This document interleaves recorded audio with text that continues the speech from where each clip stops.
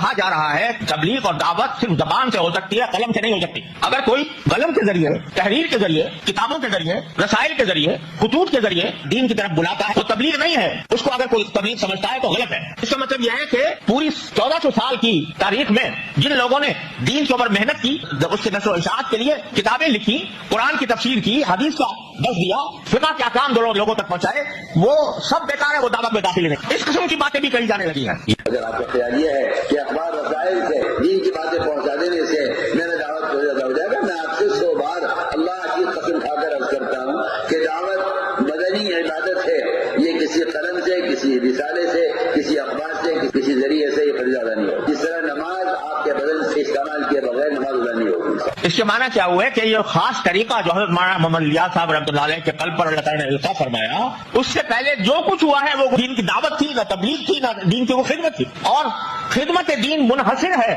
اسی خاص طریقے میں جو مقرر کر دیا گیا۔ اگر کسی خاص طریقے کو جو کسی مصلحت کے تحت دین کے کام کے لیے اختیار کیا گیا اس کو لازم فرض عین سمجھ لیا جائے تو وہ بدعت بن جاتا ہے۔ بدعت اس کو کہتے ہیں کہ دین میں کوئی ایسی نئی بات پیدا کی جائے جس کا تصور نہ نبی کریم صلی اللہ علیہ وسلم نے پیش کیا، نہ صحابہ کرام کے زمانے میں ہوا، نہ وہاں چلنا تھا، نہ وہاں گشت تھا، نہ وہاں سروزہ تھا، لیکن اس کو لازم قرار دے لیا جائے تو وہ بدعت بن جاتا ہے۔